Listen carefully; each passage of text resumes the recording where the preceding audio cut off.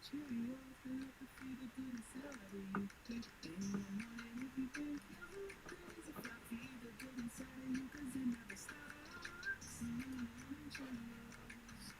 the day with a delicious bowl of Honey Nut Cheerios and turn your good morning into a good day. Click the banner to buy a box of your favorite Cheerio cereal. Good starts with Happy Hearts. American Express is proud to back 100 Black women entrepreneurs as part of their 100 for 100 program, like Reese Scott, who founded a boxing community for women. Boxing helps women and girls to build their confidence. Or Taylor Long, who founded a clothing brand for all. Everyone should have access to the same style of clothing, no matter their size. 100 grants, 100 days of education and resources, 100% backing of American Express business. Tap the banner now to meet the 100 entrepreneurs. This year, home for the holidays means more. Burlington has wow deals to turn every room into a winter wonderland, with amazing prices on all your holiday decorations. Hurry into Burlington to save on everything you need to celebrate, like dinnerware, bakeware, glasses, and serveware, all at savings that will put some merry in your Christmas. Save up to 60% off other retailers' prices every day. Visit Burlington.com to find your nearest store. Burlington. Love the deals.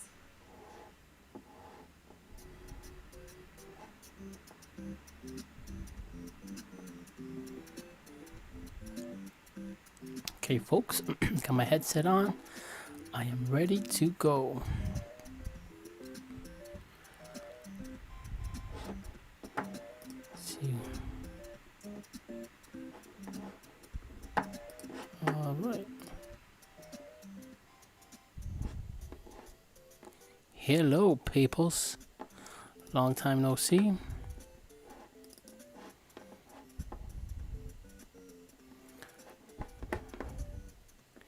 Hello, hello, hello.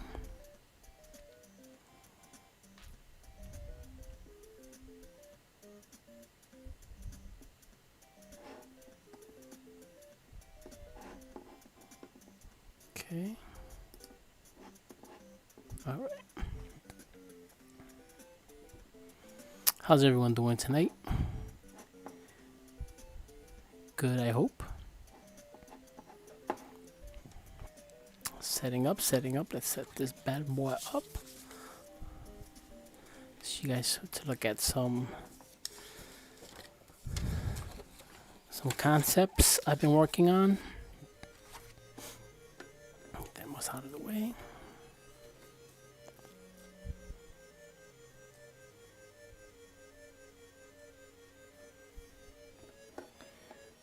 Okie dokie.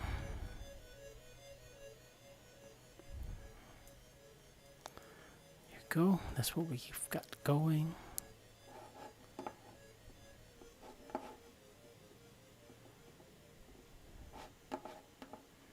All right. Cool. Oops, I gotta get on.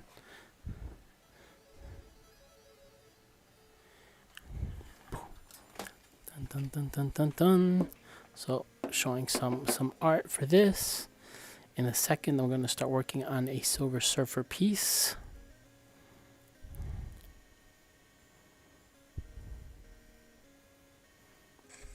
So looking for this. In a second, I'm going to start working on this piece. Okay. So hello, peoples. All right. So then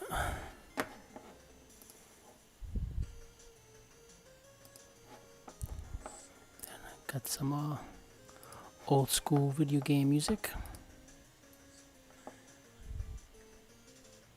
Real Talks 9, hello. Hey buddy, welcome to the stream. Just so you know, you are my number one backer. You're my number one buddy.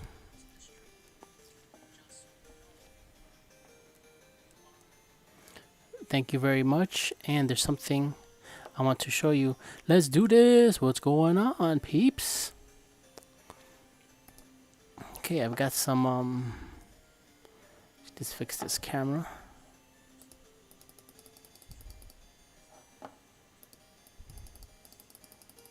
I got some concepts here I want to show you guys. This is stuff that you're gonna see real soon that I'm actually working on right now.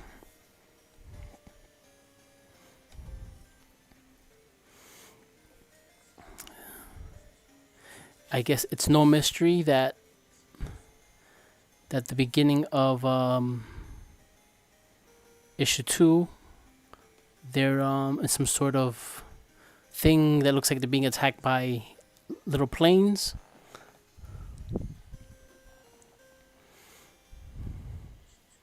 So they're running with sky pirates. These are sky pirates. And this guy, I'm actually drawing him. This is actually one of my sketches for him. You'll be seeing a final piece out there.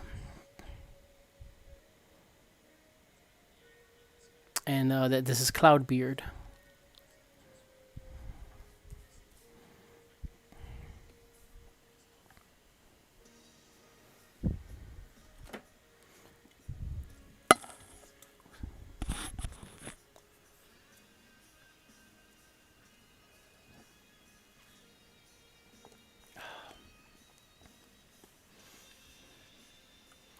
How's everybody doing tonight? Hulk. Oops, I forgot to Hulk. Hulk for Hulks. I gotta make some new ones of those guys. Sorry, I've been lagging there, but I gotta get some new ones. Some new Hulks, right? So I'm gonna stay with the Hulks. I'll just do. There's all kinds of Hulks. There's Red Hulk. I'll probably get a Red Hulk. I want Cloudbeard has a remarked on issue 2. All right. I guess you like him, huh? Yep. There goes Cloudbeard.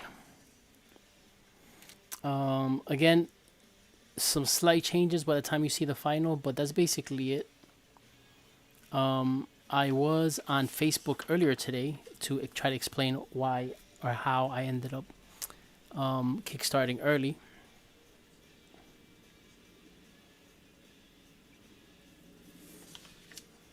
And I'm going to go into that tonight as well.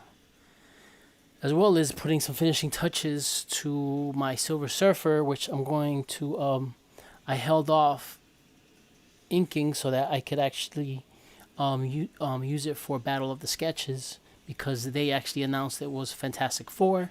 So I was like, cool, I'm gonna finish this for Battle of the Sketches. So I've got that going on too. It's an 11 by 17 piece. It was a lot of work.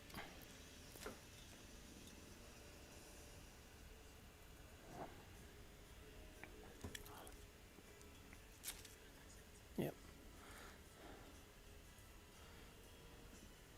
So yeah, Real Tarks, you got it. Around the time when I'm fulfilling Real Tarks 9, when I'm fulfilling the orders, you remind me about that, okay? Please, always, especially sometimes my memory is not so good. Only because I guess I'm usually running off. I'm always have a few things going on at the same time. So please let me know. I'll do that for you, brah. I'll do that for you. So cool. Glad you guys could make it. I'm gonna run through some sketches, some preliminary sketches I did of the characters, and I want to talk about the characters for issue number 2. Is that cool? And then after that, I'll get into this inking.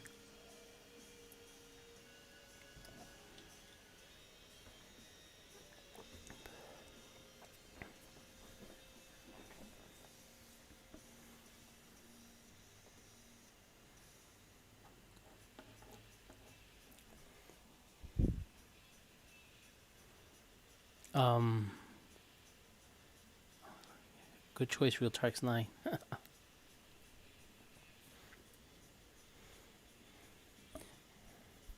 Okay, so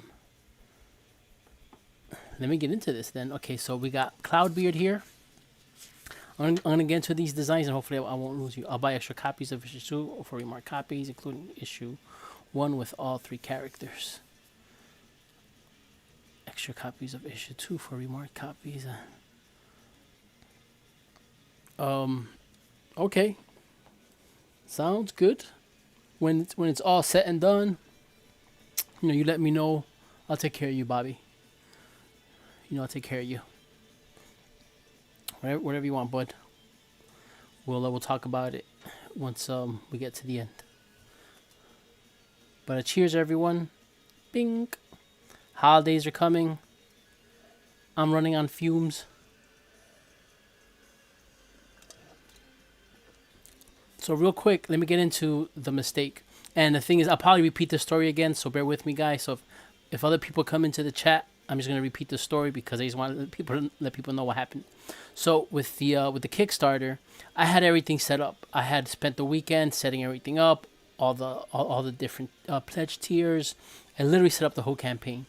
The only one thing I was even verified and approved, so I was ready to go. So what happened was, before you go live, there's a section there's a section you fill in about when you want to start your campaign and when you want it to end. And I never really noticed before that you could actually pick a date in the future. So in other words, all the times I went live on the same day. So I hit the go live button on the day I went live. But then I saw that, in other words, you can pick 11/25 until whatever, and it tells you exactly how many days your campaign is going to be. So I did that. I clicked go live, and then it says, "Are you sure you want to go live?" And then I said, "Hold on a second, let me back out." I double checked. I saw the date 11/25. I'm like, yeah, that's cool. And I assumed that, okay, so if I hit go live, and if it's allowing me to select the date, once I hit live, it will probably just tell me what time I'll go live on 11/25. No way, Jose. That's not how it works. Not how it works at all. So what ended up happening was, the minute I hit go live, it said, "You sure want to go live?" I said yes. I got an email and the thing when I got a prompt on screen. "Congratulations, you're live." And I was like, what? I actually was thinking that I can hit the go live button, and that on the 11/25 it'll notify me what time I'll go live. So most likely I just overthunk it. That's basically what I did. I should just let it be. It's not like this is my first Kickstarter, but for some reason, 2 days early. And that wasn't my intention, because I was already telling everyone. I put time into the flyers. I put time into the whole idea of the event. And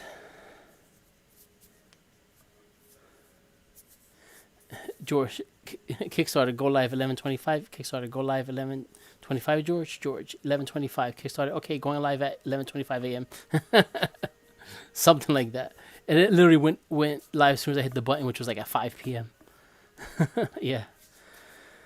So again, so I'm just rolling with it. I mean, it's out early. So glad that you guys already, both you guys already backed it. Thank you so much. The pledges are coming in. I know we're right before the holiday, so I don't expect a big rush now. I just expect a little bit of a trickle, and then maybe some picking it up next week. So I'm basically going 1 week at a time, as far as pushing that campaign. And I have a lot of developmental things I'm going to share as the campaign goes, which is going to be great, because I'm going to be able to I'm going to create artwork as well as share updates for the campaign. So in the meantime, people can not only just be, I'm not going to bother people with the same updates back of my Kickstarter. They're going to see new artwork as I develop, and as I'm also asking people to pledge to the Kickstarter. I think it's a nice way to work.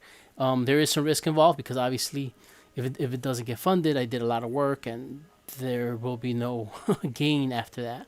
But I'm confident that I'm pretty confident in the people that follow me and the people that like my work, that they're gonna show up at one point or another. People are gonna show up. Yeah. So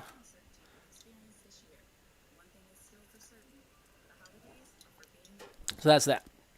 So now developmental stuff.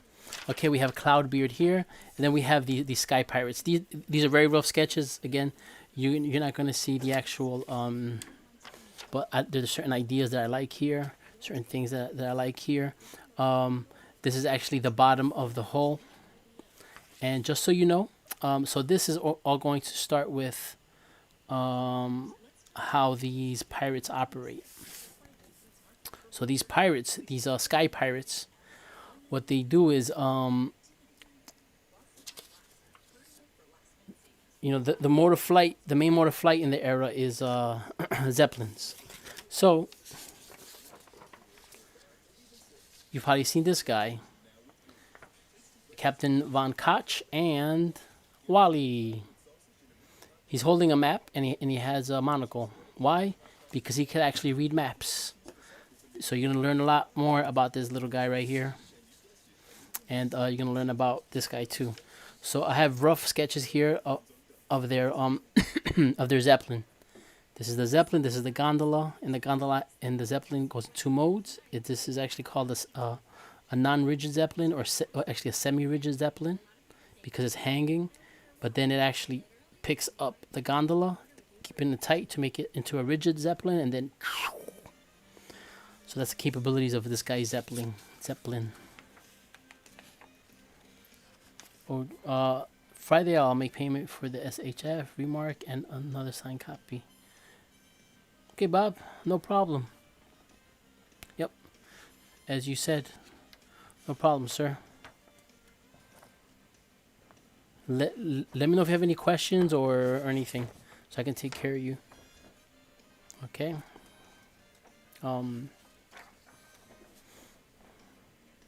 So this is Von Koch. It's a cool book. I love my copy. Oh yeah, thanks. Let's do this. Yeah, it's definitely, and again, it has it's a mini copy, a mini comic, 9 pages, and then you have a whole bunch of like character files, stuff like that, and you can read a little bit more about what's going on in that world. By the character descriptions and stuff, you kind of get a feeling of what's going on. And that, I did the art, the character design, and the comic. That is not my property. I was hired to work on that book. They want me to work on them for all the future stuff with the property. But if you like it, that's awesome. Not my creation. Their creation is really cool.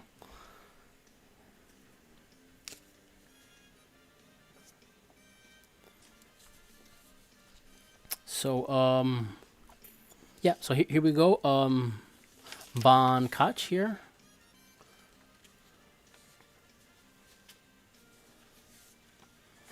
Here, so the Ryan Zeppelin. So then we have these Sky Pirates. So what they do is, with Zeppelins are flying, what the Sky Pirates do is they kind of have like a mothership. So what they do is they climb very, very high. The mothership climbs really, really high, and it has like a ramp. And what it does, it launches these other planes, these smaller planes. So these smaller planes that come out of the mothership, this is the look from the front. You have 3 guys per ship, and the ship actually has a harpoon. So what they do is they actually fly in and they attach themselves to the gondola of a Zeppelin. So that's how they pirate. So they attach themselves here, bing, bing, bing. Then they climb in, they raid it, they take all the goods, get back in, and then as the mothership drops, they detach, and then they just glide back into the mothership. It's pretty crazy. It's actually, somebody said today, they're like kamikaze pilots, and it's like, yeah, it's almost the same concept, kamikaze. I mean, these guys are nuts. What they're doing is kind of crazy anyway, so they're pretty hardcore. So I'm just giving you some insight on how these guys operate. I thought it'd be a pretty cool thing to do. I mean, I am giving away a little bit of the beginning of the story here, but you guys backed it, and I think I want people to know what, how much we have developed for this world, for this comic. And I wish I could do more issues in one shot, but one thing at a time. And I think as it develops, the readers will appreciate it. So these are developmental stuff for that. Okay, so we're gonna into Von Koch. So this is a newer drawing, a more finished drawing. And I actually started Von Koch with, he's probably one of the few characters that I sketched.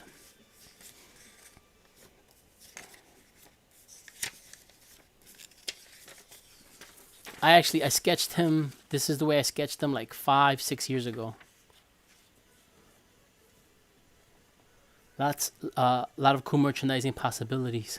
Yeah, I know, I wish. You know, I think like our generation kind of thinks that way since we're so used to cool cartoons being hooked into cool toys. And just, it's all about the cool ideas. So I think we just like all of that to work together. You know, if it's cool on the show or if it's something that you could think of, can I play with that? Yeah, action figures, enamel pins. Yeah, pins. Yeah. I know that's very much a growing thing, and people are really getting into that. I probably wouldn't mind delving into that once the conventions open up, because that's always the best way to test market stuff in the conventions. But I don't know, man. So this is my first sketch. One of the few times where, again, from the first sketch, I kind of had everything I wanted. I mean, from his collar all the way down to the jacket, the mustache, the koala, basically Wally. I didn't name him yet at the time. So then, and then you seen the final sketch on my on the video. And this is actually the final draft. The Zeppelin, you know, the Zeppelin. This is not the final drawing for the Zeppelin, as you can tell.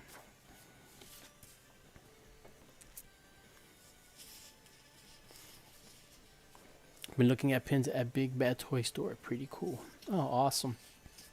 Yeah, I see that stuff coming up all the time too. Like companies that make them for you. You know that all you have to do is supply the artwork. Give them the artwork and they'll make it happen. Very reasonable too. You know, you won't be spending a lot. I'm not a big pin person, but Fig pin is so cool. Fig pin, I don't know what that is. They have Mandalorian ones and they're really, oh yeah, well, you're a Star Wars dude, so I got you on that. I know Mandalorian stuff you're gonna love. But yeah, Big Man Toy Store. Fig pin, cool. Well, now, is the pin collecting because people usually get like maybe a jacket or like their backpack and then just put all the pins on the backpack? Is that like the thing to do, or are people like putting it on a curtain in their house, in their room? I'd like to know where most of these pin collectors are pinning their stuff and putting their collection. Those are the ones I've been looking at. Let's do this. So here we go. All right, guys. I'm gonna keep moving along here. All right. So let's move on to Marie, our voodoo queen. She's literally a voodoo queen. You will find out why.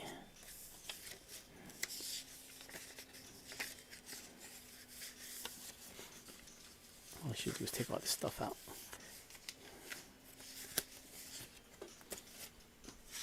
Okay, cool. So that is Marie, the Voodoo Queen. This is another character you will be meeting. Again, I'm just going through characters you guys are going to meet.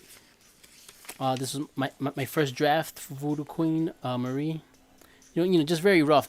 And these are all done with pen, by the way. So it's very unforgiving. So I have to, I have to be pretty decisive in what I want.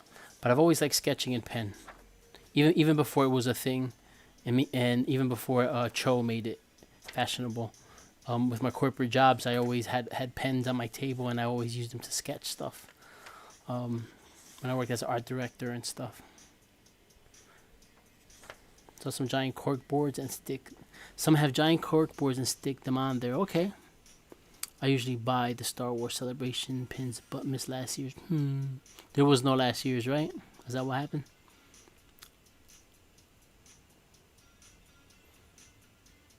Okay, I can see that, right? And you can just hang it up somewhere and then just pin them all like a big piece of art, like a big artboard. That's cool. Just wondering. And I can see how people, because I know I've been, at the conventions, you see guys with like backpacks full of pins and stuff. And stickers, that's what they do with the stickers too, right?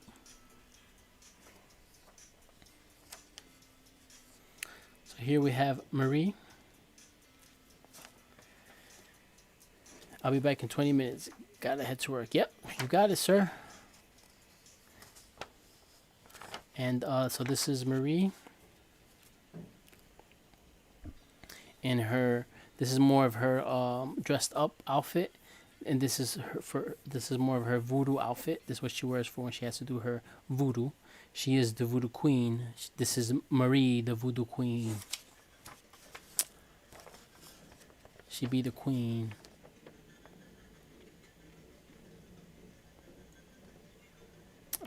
Some details with the staff. It's actually a painted black. It's actually this skull is painted black with some with the design on there. With jewels in the eyes, feathers, beads. That's the staff. You guys have seen the drawing.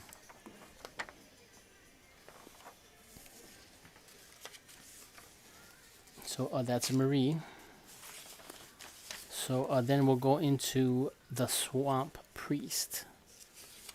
So I'll show you the first draft.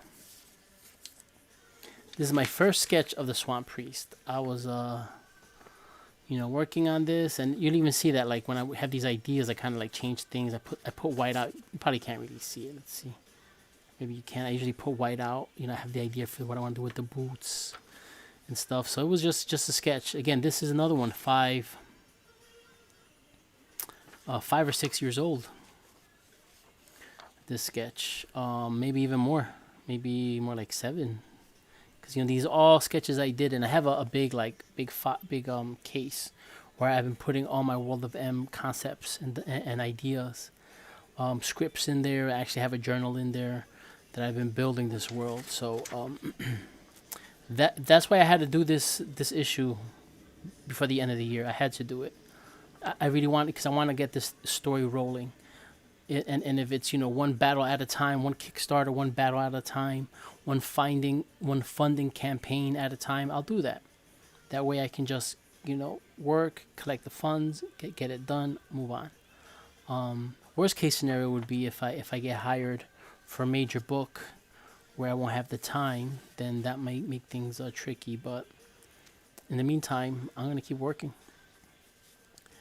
The comics I've done have been freelance stuff, short comics, or like when you work indie, they usually give you a lot of time because you're going by a budget or time. Like they'll say, hey, you got 6 months for one issue.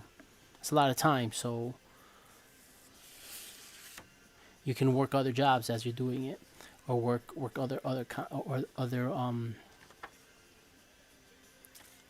freelance gigs.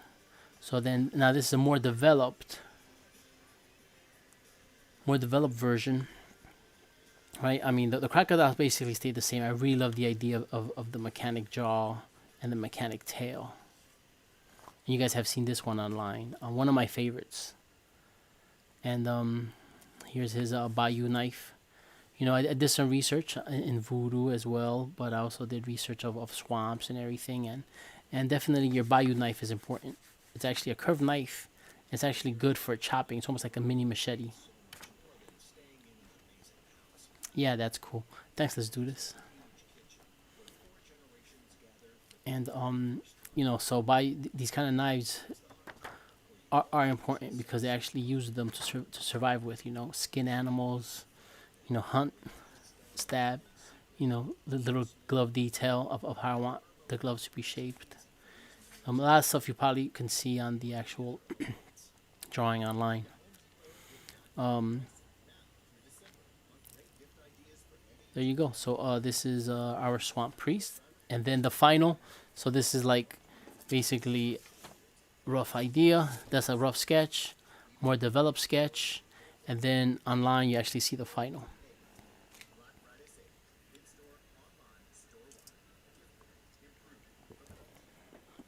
Um,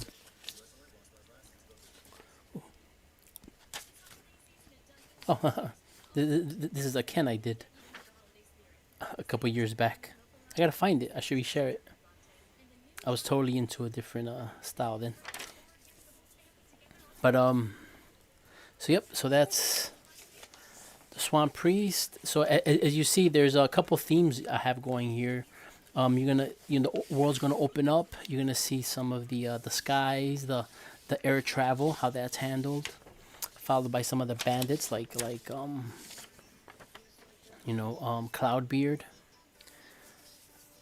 Um,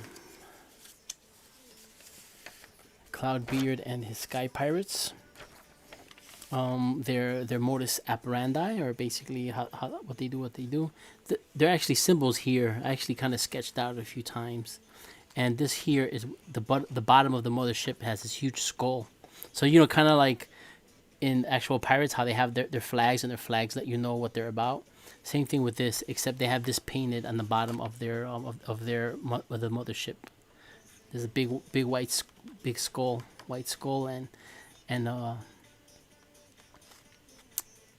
this symbol here. Where's the other half of Ken? Haha. Yeah. No, you know what? That's actually yeah. What did happen to it? You know what? Most likely it's something I printed out years ago, and then when I don't use it. Oh, like I said, I think I said it before on the stream that I recycle paper. So if there's something I don't need, I always cut them in half so I can have sketches. So that's why this is the way I've always sketched, in these little half sheets. That way I don't waste as much paper. Again, this is something I even did in my office, when I worked, again, a corporate job, and I always stuck with it, just not to be so wasteful. And now it's even more important, being that I pay for all my reams of paper. I run my business from home, so any cost-cutting move I can do, I'll do.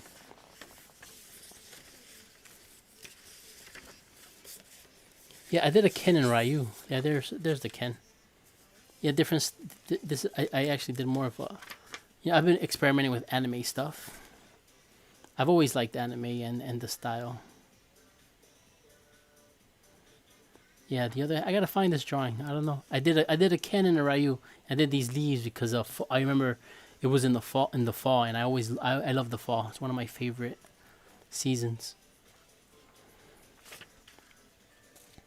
So you have that, and then you also have this whole. We're gonna delve into the magic more.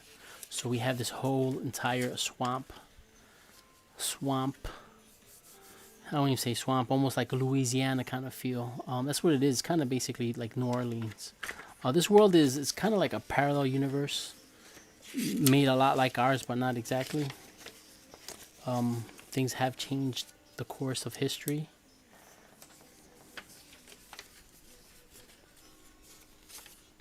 Right, swamp stuff, and then just jumping far ahead, there's characters like this King Inti.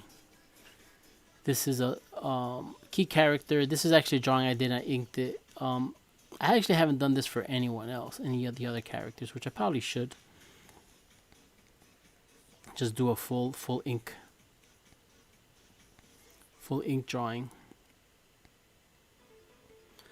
But this guy, King Inti, he's probably like a solid, maybe by the end of 3 or maybe by issue 4. This guy is going to come into play.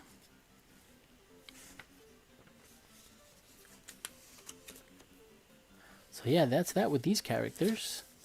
So again, if anybody comes in and they want to know about what the heck happened with my Kickstarter, why did I promote it for launching on the 25th and then all of a sudden, launch it on the 23rd? Well, it's because I've got monkey fingers. That's the best way I could put it. I've got monkey. Oh, this is a drawing I did. This is a good one because this is just how I feel about my little property here. We're not done. We're scrappy. This is a story, a little scrappy story. Fully, the writer's a great writer, Juan Pablo Osorio. He's actually a great writer, very creative, great narratives. I love working with him.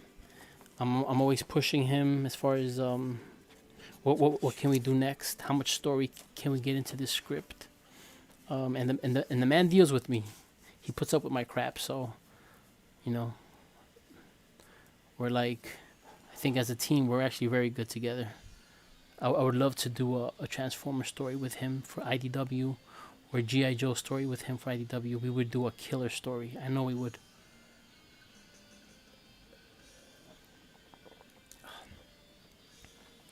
Ooh, that's some strong water.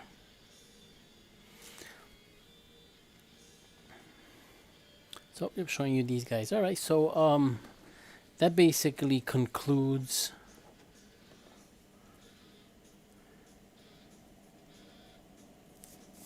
that for the World of M. Now what I want to do is I want to finish up my inking for the Battle of the Sketches. I saw that they announced Fantastic Four. I'm going to submit Silver Surfer. Hopefully that's allowed.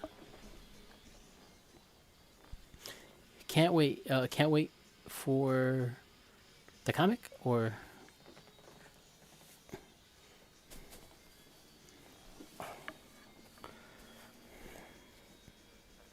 so hopefully they won't have a problem with it. I decided to finish it for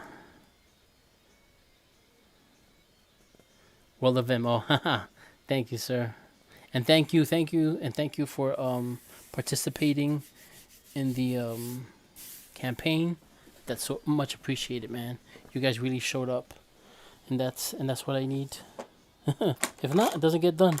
So I'm moving forward, developing stuff and drawing stuff, and hopefully everything will be okay. All right, guys. So the drum roll, please. This is my inks for the Silver Surfer, and I may have to back up this camera. I did almost everything today, and I want to touch it up on screen. And let's back up this camera a little bit. Ah, perfect.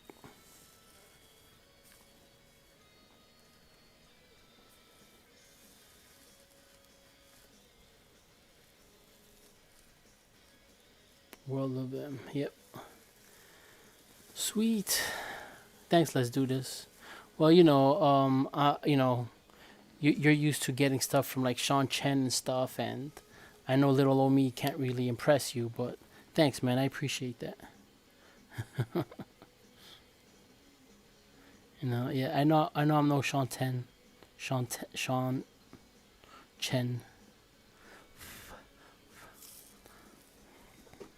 But I'm just George Vega, and I try. Are you gonna? I could just give you the best version of me. That's all you're gonna get.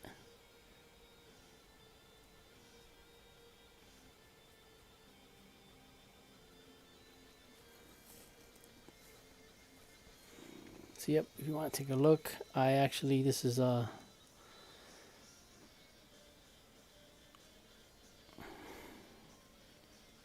highly detailed. We got into the whole chrome thing.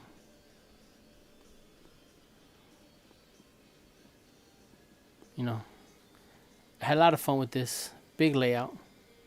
And he's no George Vega. Oh, thank you. Let's do this. I see what you did there. Sweet guy. And he's awesome. Actually, I was I listened to as I was working, I was listening to him on Phil's show.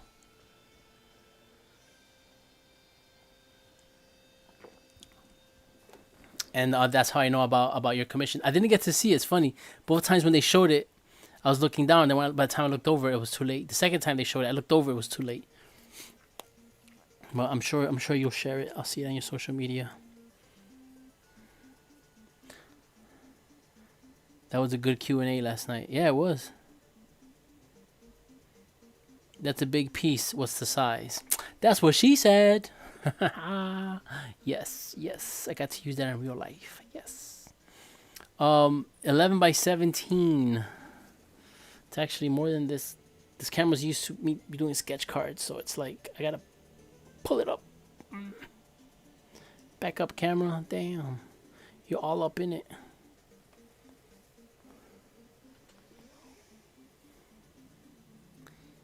Hee hee hee hee hee. Gertie laugh. It's funny.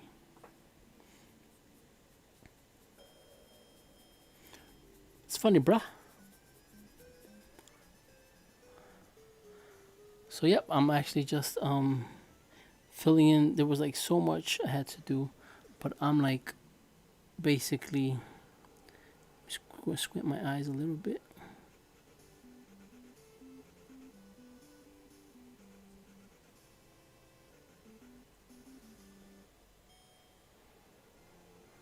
So I can get this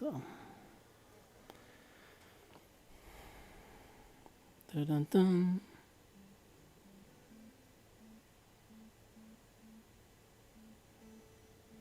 Dun, dun, dun, dun. Okay, so what I'm doing is, sorry guys, I know you guys are just looking at crotch and a surfboard, so I'm actually gonna board up a little bit. That way you don't have to stare at a crotch.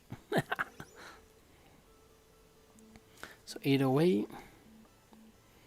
So I'm probably gonna stream to about, my target is to about 9 o'clock. I'll probably touch this up for a little bit. Then we'll see what else we can get into.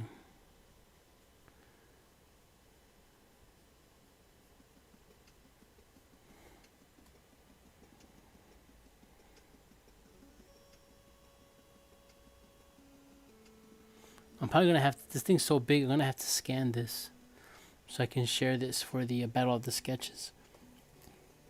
Do you think this is too big for Battle of the Sketches? You think they'll get annoyed? They'll be like, this is freaking obnoxious.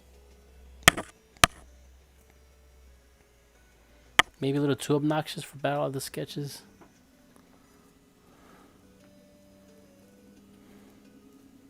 I mean, they won't be impressed. I mean, those guys are all so awesome. It's not like I could impress them, but I just think they'll probably be like, why so big, dude? No such thing as too big for Battle of the Sketches. Oh yeah, nice.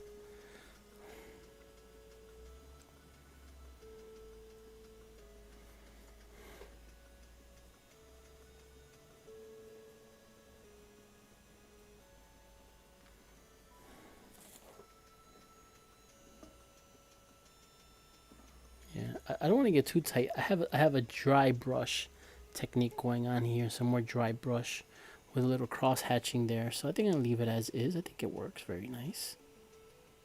I want to keep it kind of natural. First time I do this, I actually kind of have like a dry brush technique going on here. With like, I don't know. You know, sometimes I don't like to go by the book.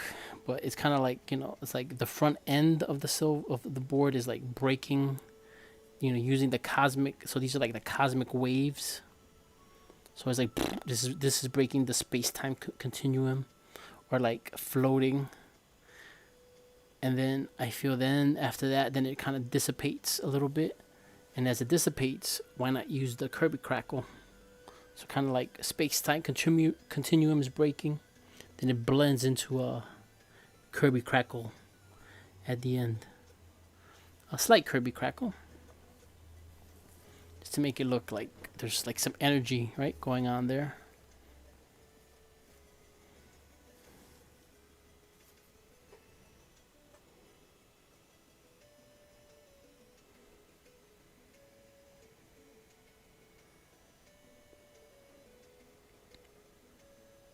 So that's the surfboard.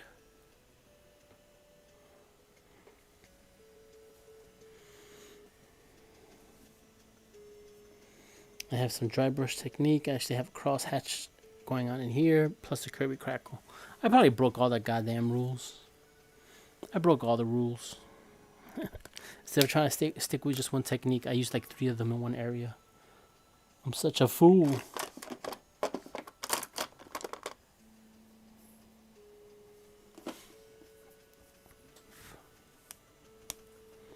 want to blend in a couple sides, a couple sections here.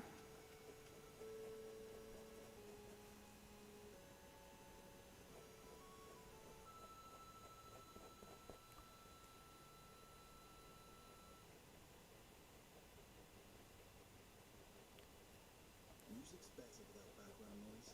The new Jabra Elite 85T wireless earbuds. There are actual rules. That's what they told me. Music's waiting.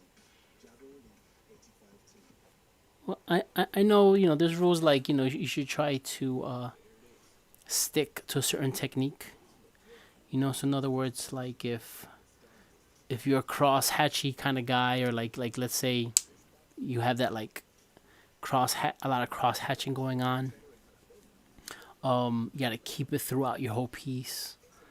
If you're gonna use like dry brush and like slight like brush techniques, or like something like a dry brush, you want to keep that throughout. So in other words, have dry brush in other sections of your piece.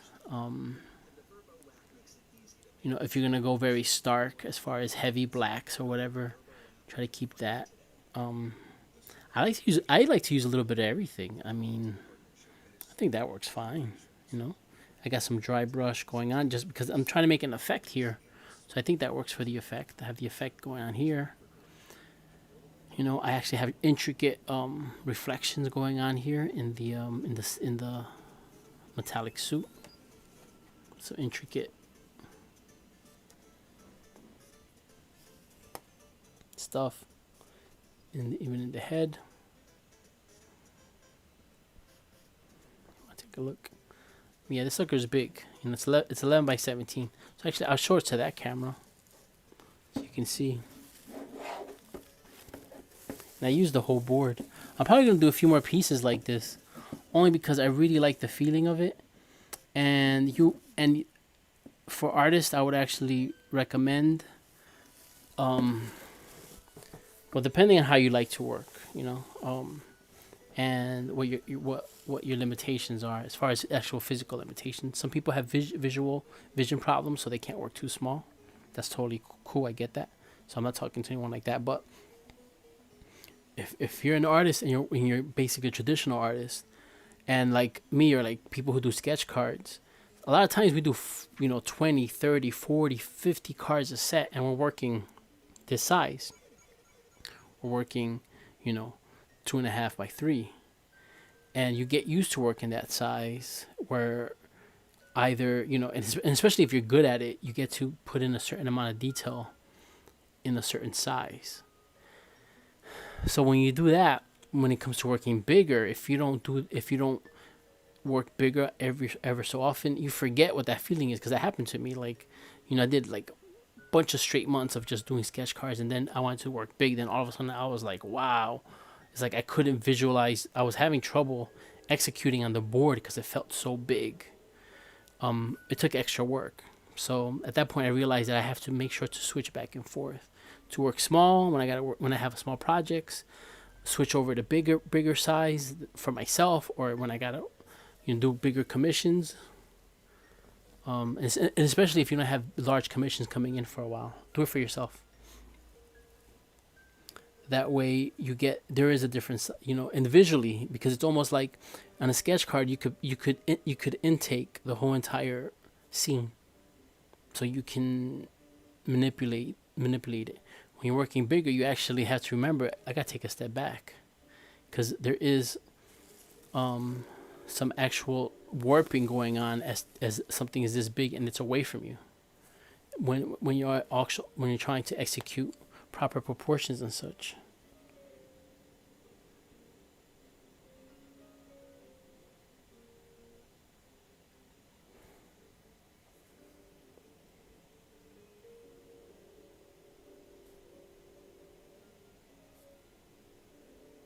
So now I'm probably going to the very, very tedious part of just trying to go over the blacks again. Although I already put in my stars. You see my stars? Ding ding, see those stars? Bling bling bling bling bling.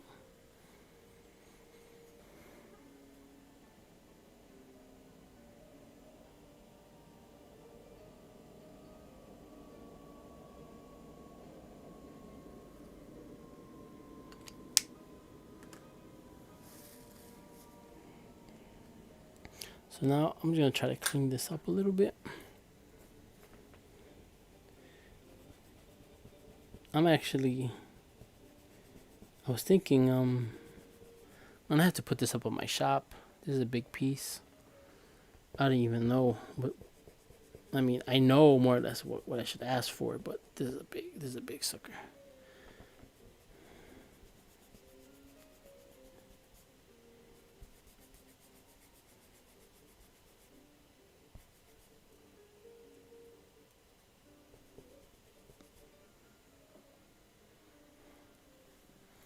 So I'm doing the cleanup.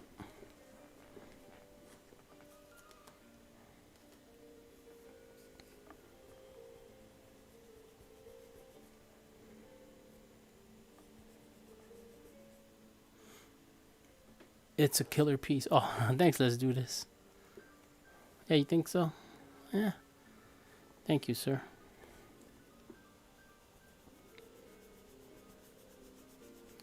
Yeah, and again, when you're working this big too, what happens is once you clean it up with the eraser, you've got to go back in and clean it up. The cleanup alone it's gonna be time. I'm probably gonna spend. I bet you, 18. I'm probably gonna spend at least the next half hour cleaning this up because I'm actually erasing. I'm still erasing pencil lines that I didn't see the last time. And then the thing is, when you erase pencil lines, some of the black picks up and it looks kind of grayish.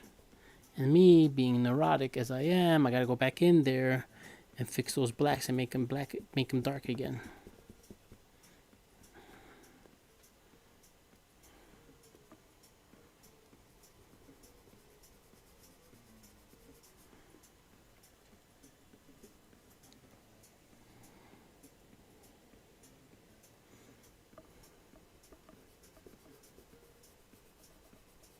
So yeah, so luckily I was able to do this, and you know, I held off because about all the sketches. So it'll be fun.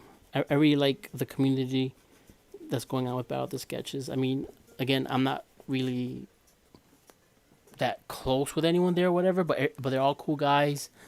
Bernard Chang, I chatted with him the most. I met him on Twitch. Because of Twitch, I met Bernard Chang. And actually I met him early on when I was doing some really early World of M stuff. When it was just a webcomic. He actually came onto the channel and commented on a palace I was working on. Actually, it was the Silk King's palace, and he was like, "Oh, nice work."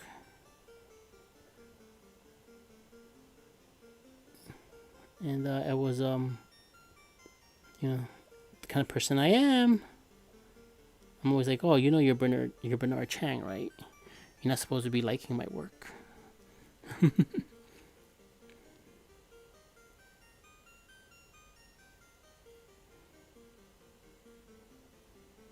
Okay. So yep, I'm doing this face upside down, which is actually better because I could objectively darken the lines. That's better.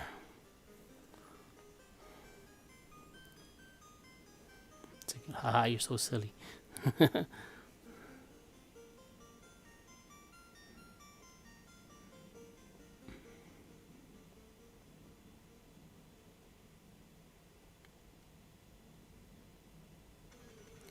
I'm gonna make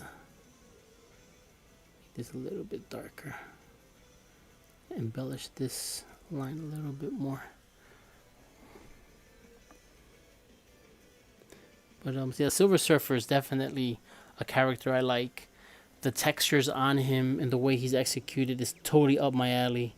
I love textures like this and surfaces like this where it's actually one smooth texture with reflections. And what I like about pieces like this is I could actually plan. I could plan the reflections based on the geometry, based on the anatomy on the muscles. So it's kind of like you don't just throw them in randomly. I know it looks random, but you don't throw them in randomly. You kind of think about the shape and the chances of where the darker shadows will be. And usually it's gonna be when it's turned away from you. Most likely, it's reflecting the whole space itself is reflecting on his body. So basically, you're gonna get these black swirls. That's why they're doing it. And closer to the end or towards the end of the muscle, or the end of towards the end of the geometry is where you're gonna get the blacks. So as you're doing it, you do have to think of every muscle and how it turns, and where you would get the darker parts. But if you can do that, then you basically got it. It's just a matter of executing it and executing the turns.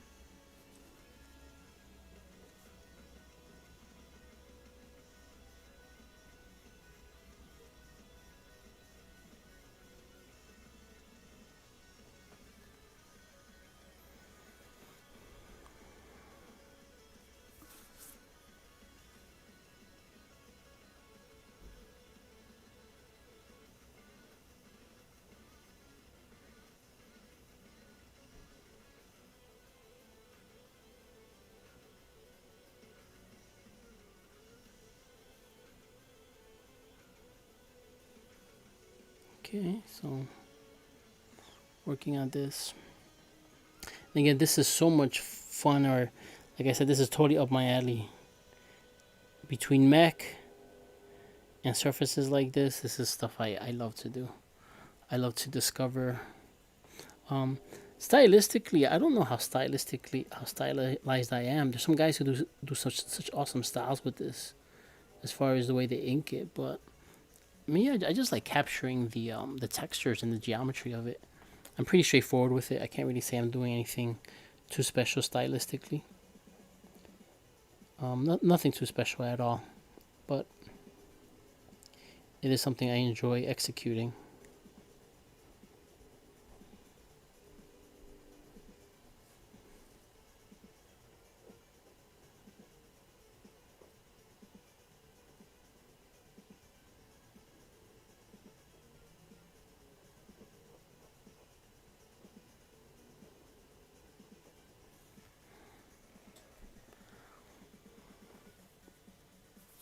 Hello, what did I just type? Oh, it's cool to see all the different ways you can draw him. It's funny. Hello, that just you get yeah.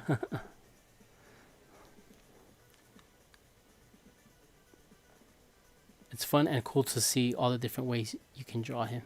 Yeah, yeah. Actually, yeah. There's so many different ways you can do it. You know, if anything, the texture is probably the biggest key. This reflective thing. It's supposed to be fun or cool, but I type both. Yeah.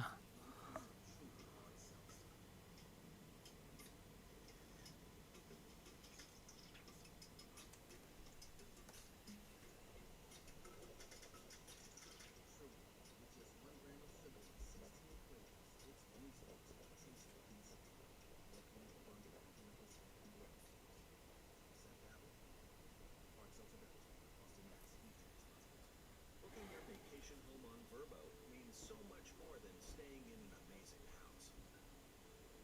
It's the huge kitchen where 4 generations gather for the very first time. It's the hot tub where you all watch the sunset behind the mountains. Okay. Okay, I think I can flip this over the other way, so I can start. So this end should be pretty dry. I can probably put my hand here and not worry about smearing anything.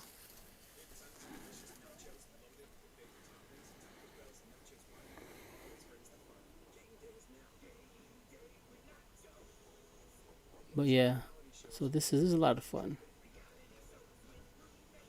And yeah, I mean, actually, I might have just might have just executed the best Silver Surfer in the game. Oops, did I just say that? Oops, did I just say this may be the best Silver Surfer in the game? Yep, I think I just did. You see, I'm not all just deprecating. I can be a little cocky too.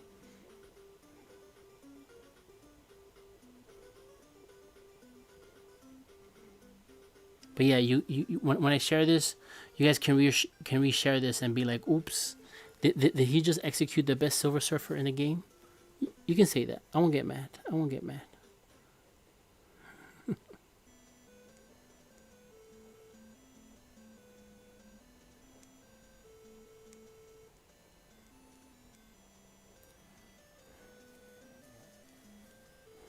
Confirm George Vega created Silver. Yeah, no.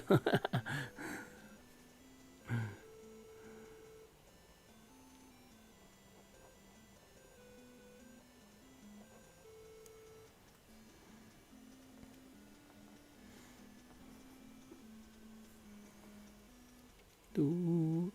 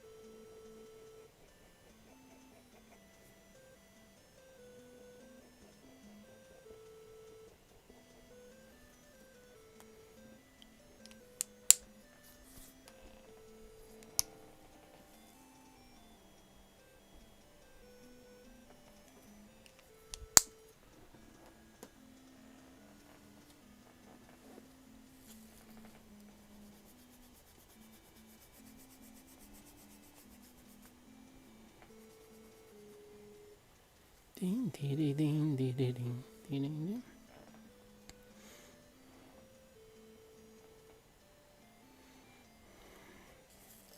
So yeah, folks.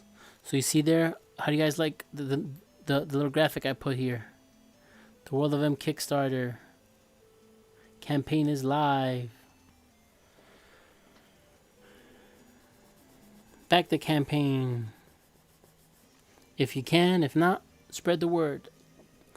Spread the word, guys. Please help spread the word about my campaign.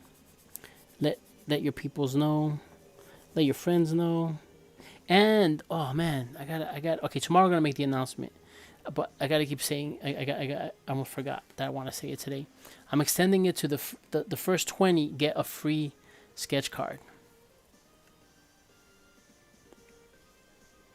The first 20 get the free sketch card. The first 20 that get a physical comic.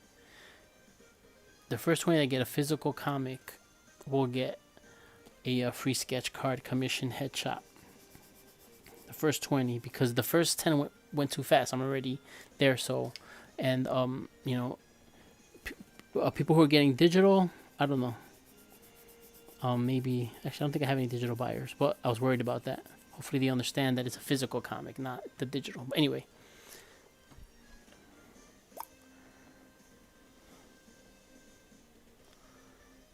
This just in, Kirby Crackle was stolen from Vega Vibes. Yeah. Yes. Yes. Let's do this. Yes. Vega Vibes.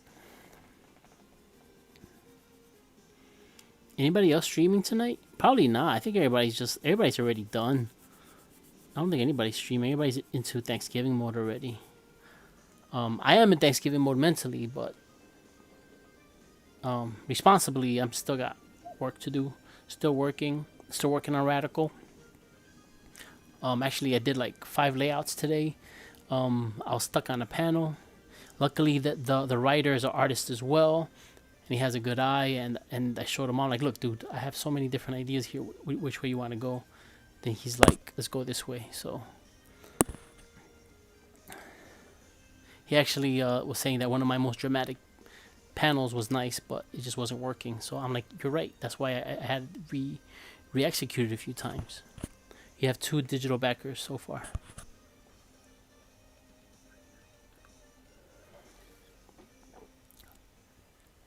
Well, hopefully, I think I made it pretty. Have I made it pretty clear that it's basically the free cards go to physical buyers, because if you're buying digital, I can't just ship you a card. I guess I could ship it to you, but I hope it's clear.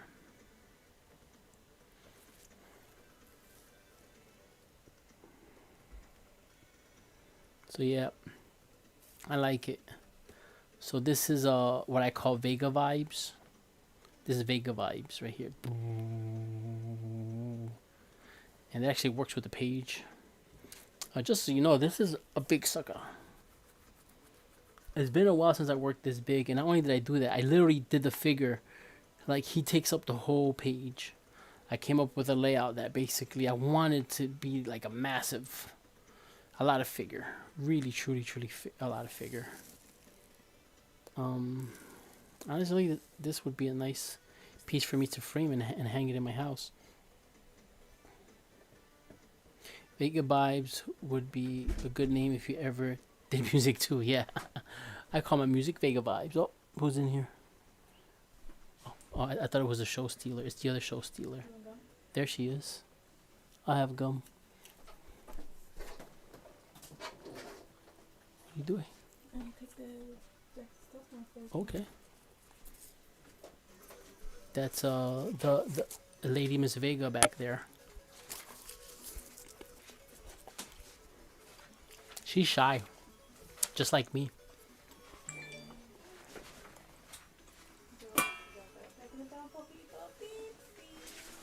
What? What? No. Surfer looking awesome. Thank you, Real Tarkstein. So, are you at work already? You're settled in?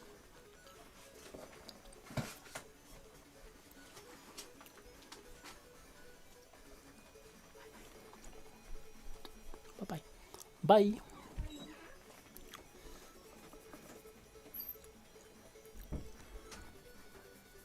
Oh yeah, I think you left before I yeah, so this is an 11 by 17 Silver Surfer. Actually, I held off to do it so that I can actually release it for Battle of the Sketches.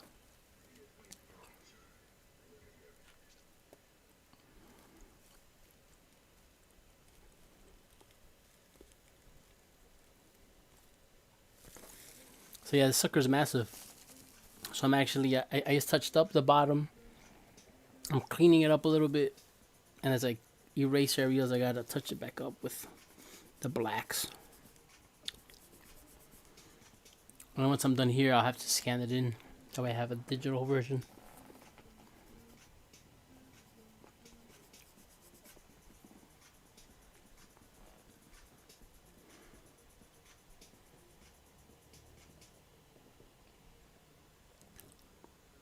Surfer looking awesome.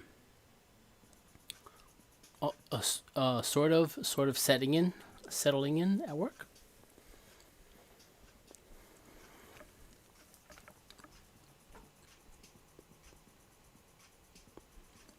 Yeah. Maybe that'll be my DJ MC name.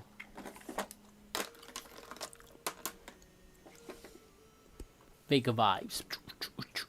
Vega Vibes. I'll just be one of those, just what is it, DJs, like Moby. Back in the day, he was like, he transcended DJ and was into like musician.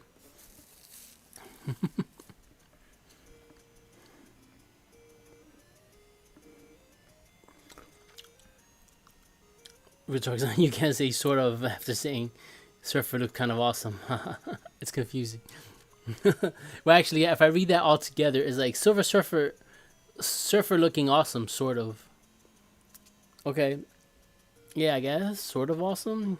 I'm assuming the sort of was in response to, are you just settling in at work? I think. Hey, I know I'm just a guy who likes to draw. My stuff isn't sacred.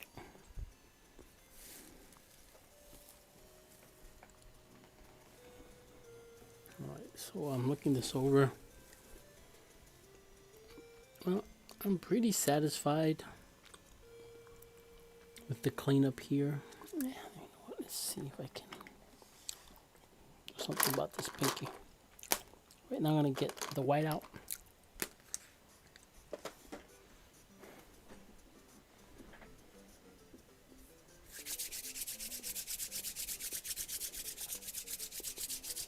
I remember this.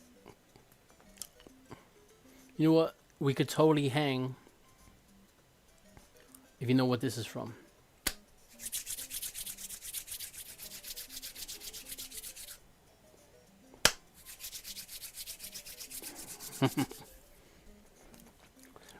we can totally be like real life friends.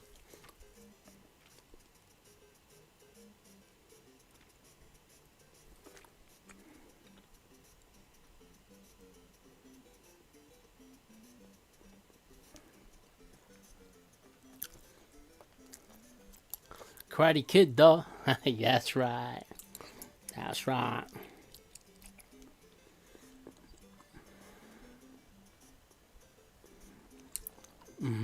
Yeah, no, about work. Yeah, I had a feeling you were talking about work. Cleaning up these edges.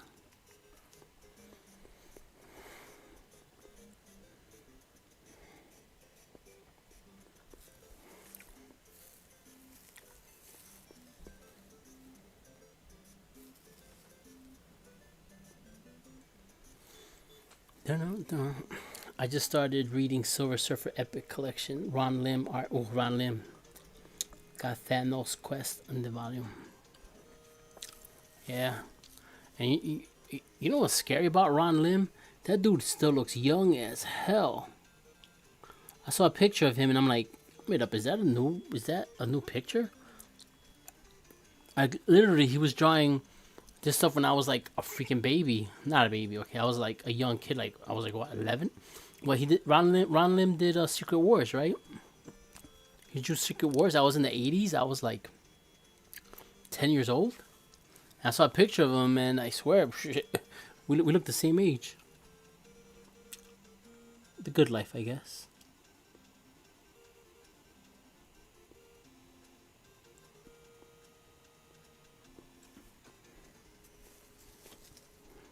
Sorry guys, gotta flip this over. Touch up these hands. Don't catch these hands, don't catch these hands.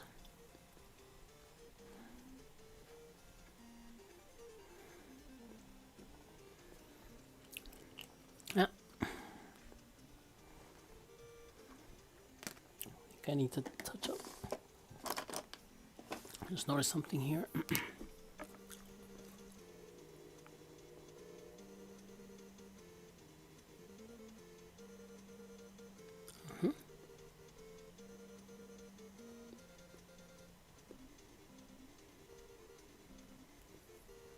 Put a little few more details.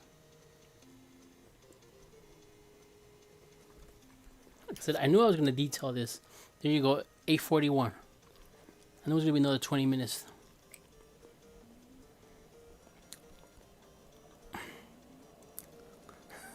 As Guardian. Asian, yeah, that's right.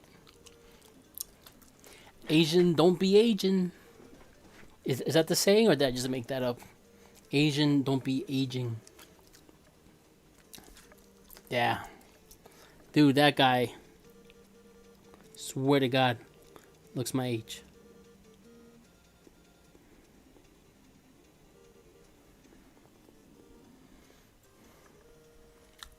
Yeah, I love his art too. It has that, definitely guys like him are influencing my art. How I do very, I actually just said now how I'm not into stylized art, but although how you execute your art does become your style, whatever that means. Because I don't know if I have a style, if people can see my work and be like, oh, that's a George Vega. I have no idea. I can't see that side. But the way he executes stuff is very much to the point, just fundamentally awesome. Which I'm not saying I am. I'm saying he is. He's fundamentally awesome. His execution is just, yeah, I love his art too. I love looking at that stuff. Actually, that stuff inspires me more than almost anything current. I mean, currently there are a few artists who are definitely inspiring, extremely inspiring. But I look at that stuff, and that stuff like moves. It moves me. I look at it and it moves me.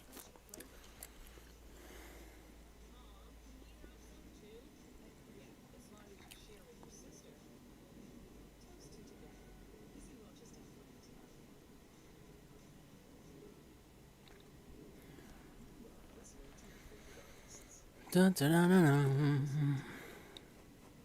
So let's talk. Click now to take part in our short survey, and you can win a month of gloriously uninterrupted music with Spotify Premium.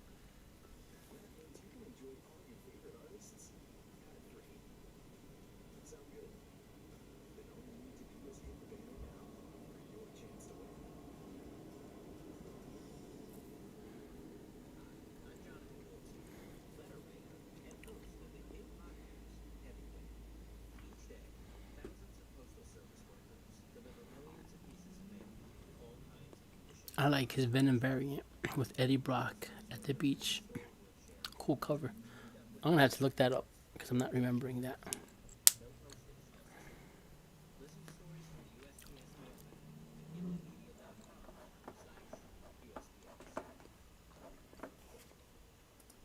infomedia.com/USPS. I'm gonna have to look it up right now. Oh, sorry guys, I'm chewing gum and I usually don't chew gum online, and I don't know if I've been slapping my lips as I've been chewing gum. I'm so sorry if I have been. That's annoying.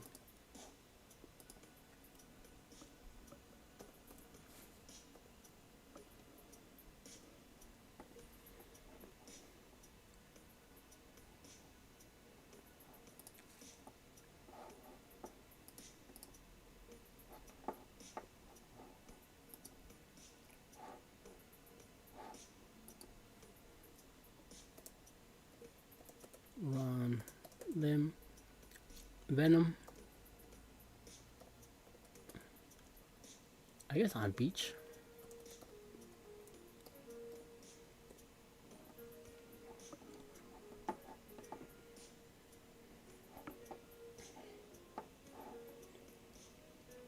When was the piece done?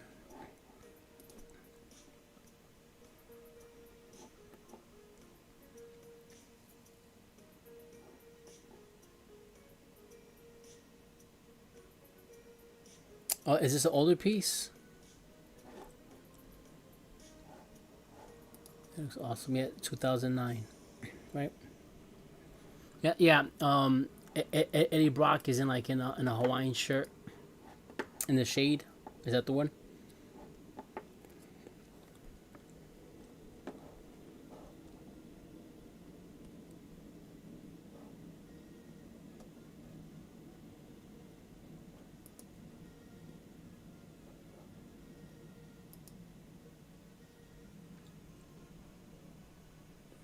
Yeah, that's cool. That's awesome. That's so him.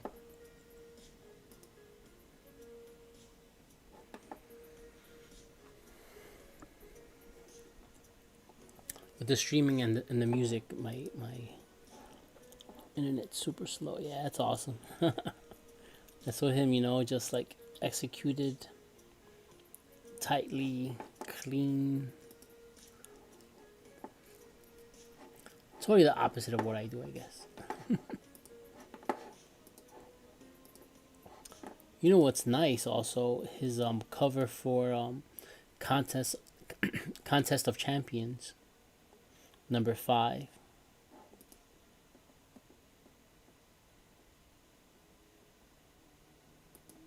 Yeah, it's pretty awesome.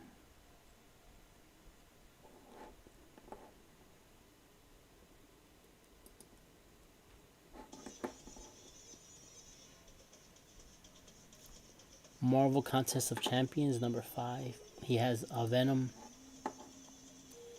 about to smash, but actually it's like a Venom Hulk. I guess that's what that is. About to smash down on the Sentinel. It's a nice piece too. Yeah, you know, he's like definitely like, he's like, I don't want to say old school because it's not that he's old school. It's just that it's just clean, executed artwork. Like everything is so clean. You know what? Just strong blacks and strong inking, which is basically everything from that era. What I like about that era, you know, they didn't rely so much on what the colorists could do for the final execution. So that's why black. That's why if you look at older pieces, I'm gonna give you guys some gems here, gems for knowledge. If you look at older pieces, and especially from 80s, 90s, the reason why they're looking so attractive, especially to art collectors, when they're looking at the black and white art, is because they relied on the inking and the transition between the full blacks to the lights or where the whites are to be a strong contrast, because coloring wasn't where it's at today. So because coloring wasn't there, technically when you're inking and you use heavy blacks and you transition from your blacks to your whites correctly, when somebody puts down a flat color, there's an actual natural transition there because your blacks are so strong as far as the inker doing it, as far as the inker, how the inker covered the penciler. That's executed so well that if you add flat colors, it looks like a finished piece. If you notice that. So that's why a lot of times when people go recolor older pieces, and it's kind of like, oh, that's cool, but it just isn't as good as the original, especially we're talking about early 90s and 80s, is because at the time the inkers and the pencilers knew that the transitions from black to white, there was no middle ground. So you had to make it strong enough with your blacks so that it could stand on its own. And then the color is just a color. So just one color with a highlight. So it's basically two colors. So with a color, a flat color, and a possible one highlight, the piece looks finished. That's why the older pieces look so damn good when they're black and white. There you go. You learned it from me.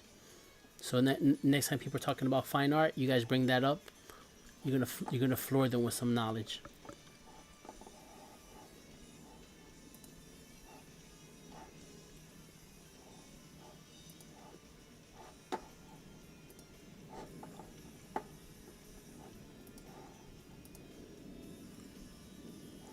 But yeah, man, Roland's awesome.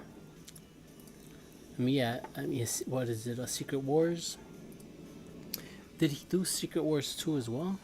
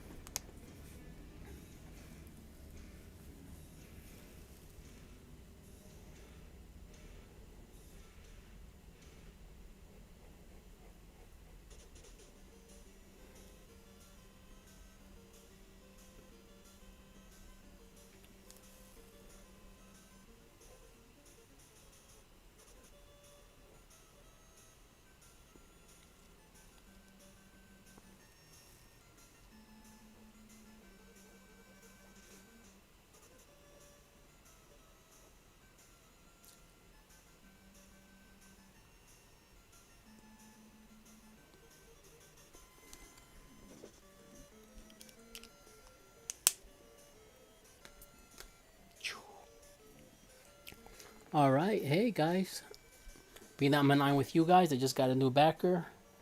World of M number 2. Nice, much appreciated, person. Love you. Love you. Love you guys too.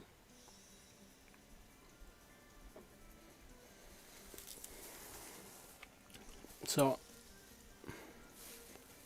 thank you. Let's do this. Working our way back to you. So, let's see what happens. I know, I'm not gonna overthink anything. That's already done. That's how I am where I'm at right now. But you know what? A little extra time doesn't hurt anybody, especially in this era. So that's why now with the holiday coming, I always thought it'd be a nice way to kind of be out there, and I don't have to work. Well, I do have to work as hard, but in other words, I'm going to share about the Kickstarter on Wednesday, maybe on Thursday. I'll probably take Thursday off and Friday, and that way people in the holidays they'll see it. They'll come check it out. Limited Silver Surfer and then Infinity Trilogy. No Secret Wars.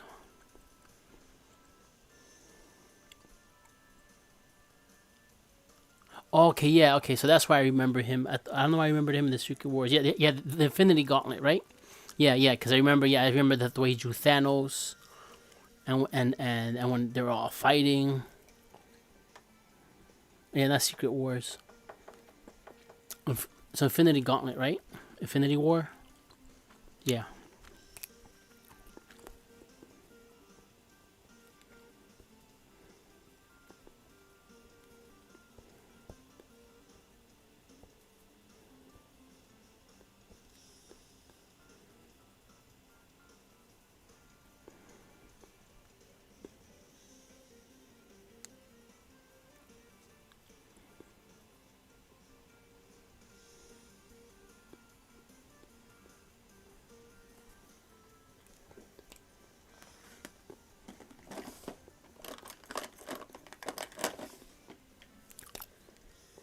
Oops.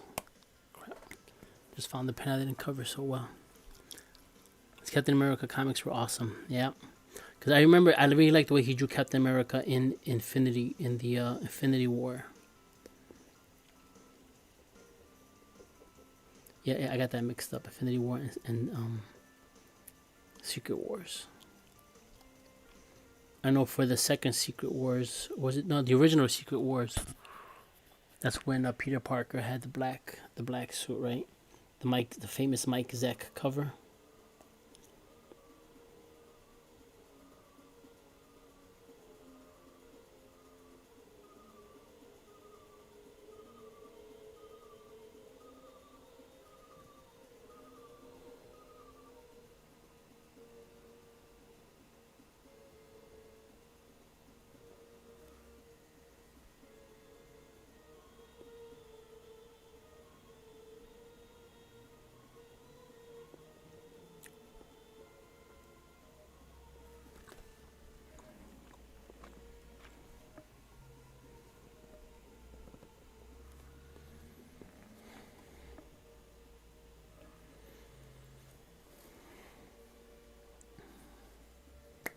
Yep. Yep. I mean, he definitely has that like, I would say people like, I mean, I don't know as far as age goes, but like, I think Bagley is very close to Ron Lim, that style. You know, if I had to put them in the same arena, Bagley, was it Mark Bagley? Mark Bagley. He's a lot like Ron Lim. A lot meaning, I mean, the execution, yeah. And that same type of style. I would say like Eric Larson also. I mean, Eric Larson almost being like a lesser, I won't say lesser, but like stylistically less like them. Probably even, he's probably closer to animation too. I think Eric Larson always had almost like an animation feel to his artwork.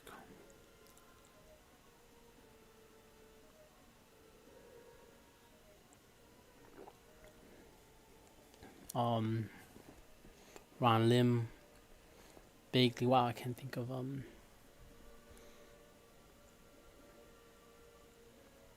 of people who have that similar style. I'm trying to think of newer guys. There's one guy. What's his name?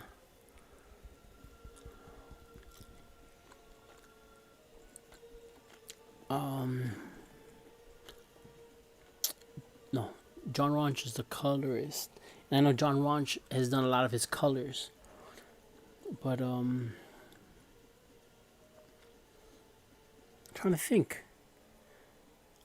He's like pretty. Peebles. Yeah, Peebles. He's very much like in that same like arena where it's just super, beautifully executed, super clean. Eric Larsen's Spider-Man was fun. Yeah, it was fun. Like I appreciated it, and it was hard to appreciate because, especially if us being '90s kids or people that were reading as young kids in the '90s to get off the Todd McFarlane train where Todd McFarlane is freaking Todd McFarlane, and to see the way he was executing things at the time, and then to right after him they would always when he wasn't on they would replace him with Eric Larson. It was a little hard for me because I'm just like, oh, this guy's, he's like kind of not even close, but I did appreciate it. I was like, oh, it's kind of cool, different. So I guess in a way it was but it was cool because you had guys like him, Bagley, right? Mark Bagley. But I think Larson actually is older than Bagley, right? Not that the age matters, but I think stylistically, I think Larson was already doing it before Bagley did.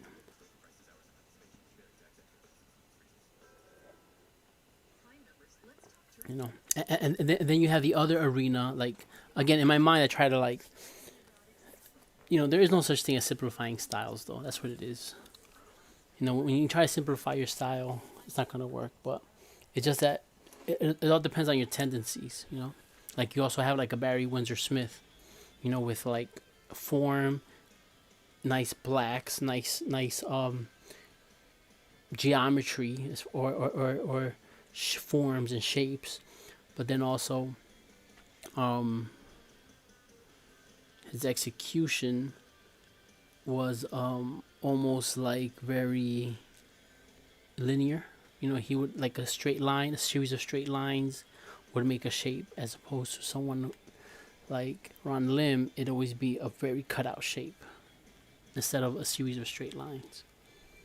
Ron Lim also drew the first part of Maximum Carnage.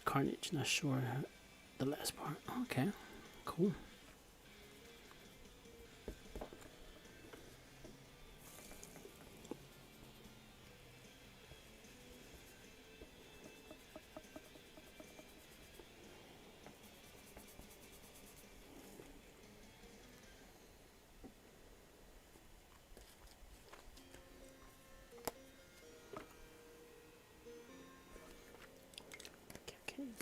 Let's be brave. Okay, I'm touching up this last part.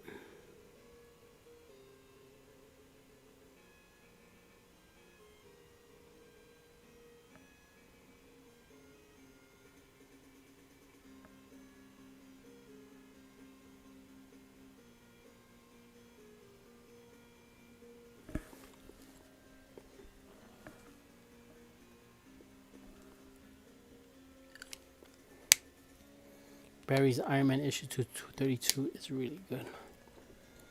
Oh, God. Yeah. Do we need to mention his Wolverines? Do we need to mention his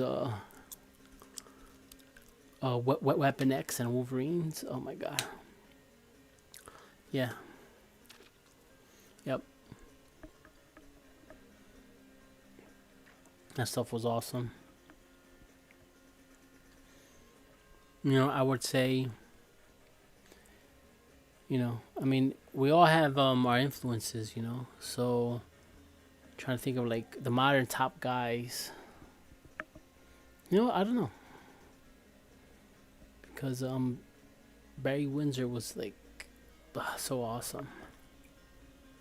And again, these are guys that if you look up their inks and or just the work black and white, it is so moving. I'm not even gonna use the word gray. You're so awesome, moving. You look at it and it moves you, man.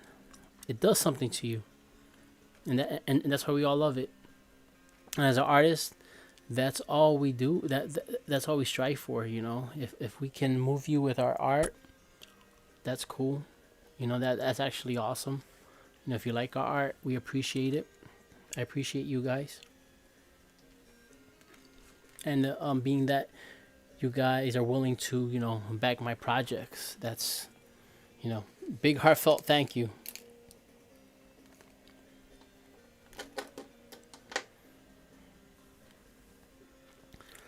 Okay, so given that, I mean, I've been over this thing twice already, a few times. I'm pretty happy with it. And I need to, of course, thank you. Let's do this. Thank you, Real Tarks 9. You guys are awesome. So I'm pretty happy with the touch-ups I did. I think I cleaned up everything pretty damn good. You know, and I will be doing more this size. I may be doing a female next. Okay, guys, real quick. If I were to do a female, as far a female like this size, which female would you like to see me do, or what do you think my style? Which I don't even know what it is. Which female superhero would you think would you like to see me execute this size, this big?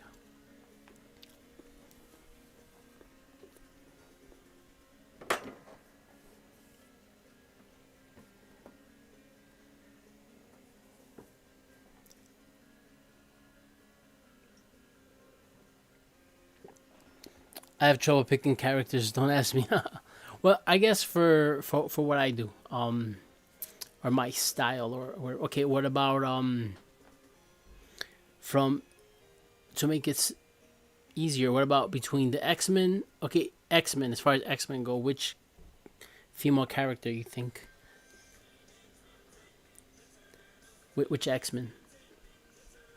Or if you think of an Avenger, that's fine. But which X-Men or Avenger?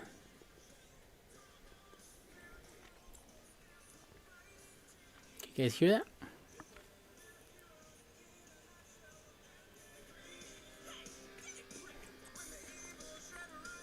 Tigra. Dude. Tigra. Tigra. Tigra. Is that Wonder Woman's enemy, the Tiger Girl? With the claws?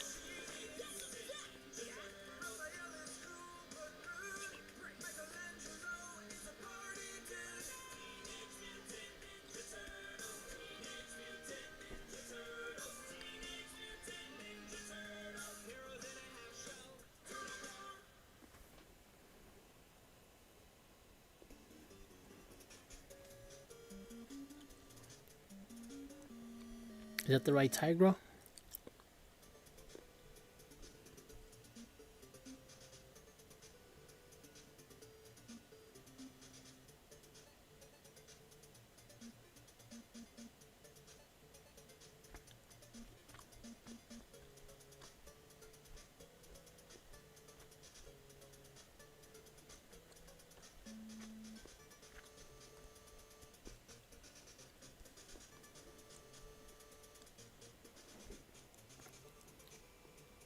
Well, hopefully I got the right tiger. I think right. Yeah, she's pretty cool. Where she's like part like tiger, right? Hence the name Tigra. I think I remember her. Yeah, TMT.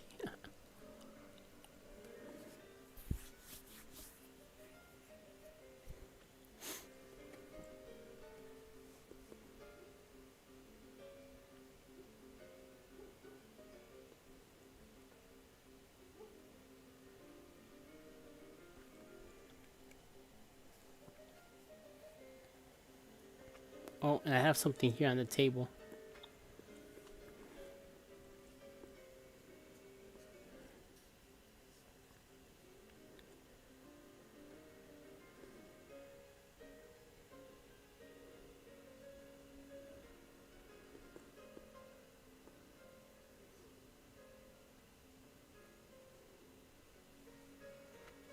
fence.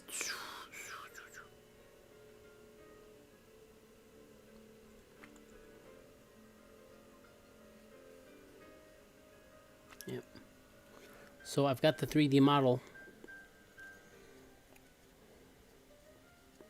ready for this. So this should be a lot of fun.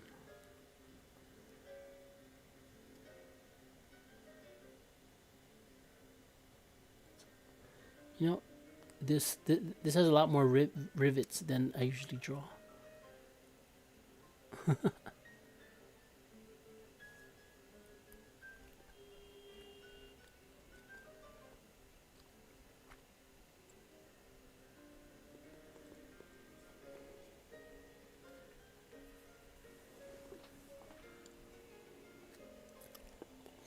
Well, all right, people.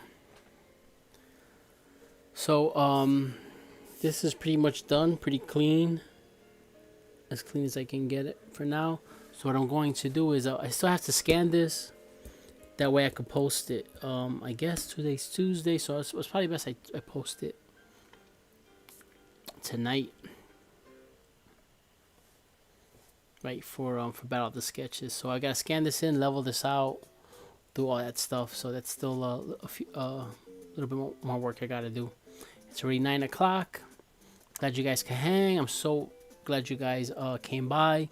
And again, thank you guys. Thank you for backing the Kickstarter. I really appreciate it. Really, I really appreciate it, man. I feel it in my heart. And hopefully I can execute a really awesome comic for you guys. I'm definitely going to give everything I got into it. And that's it.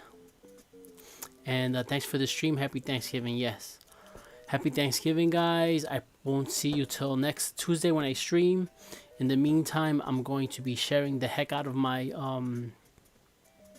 Kickstarter, which is right there. If you guys know people, I'm actually extending it to 20 people. So if you know anybody, let them know that, hey, by the way, if they get a physical comic, I'm actually going to give them a headshot commission inked on a sketch card. Let your friends know. That way they'll get the comic and a sketch card also. So even if they go for the most minimal thing, they'll get maximum return. So let everybody know about that. Happy Thanksgiving, guys. Oh, except for Real Tarks, you're Canadian. Your Thanksgiving was like 3 weeks ago. So happy regular Thursday to you. To my Canadian friends, happy regular Thursday. That would be this Thursday. To my American friends, happy Thanksgiving. Hopefully that wasn't offensive.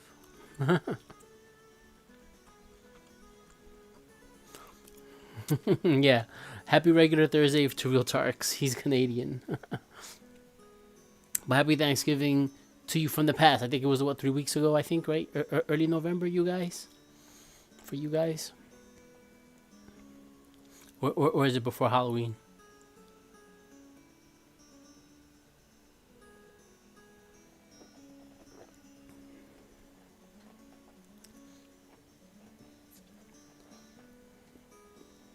Yeah, thank you, Real Tarks 9. Thank you. Let's do this. Thanks for hanging in the stream. Like always, you guys are here from me. I'm gonna keep working. I'll keep updating stuff. I'm gonna scan this bad boy in. This is gonna go into the Battle of the Sketches. Hopefully they don't get mad that this sucker is so big. Okay, guys. Want more turkey?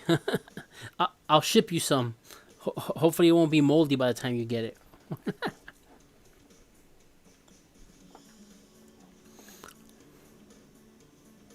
Gobble gobble. All right, fellas. Good night. Good night, everyone.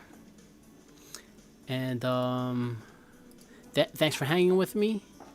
And I will catch you next stream.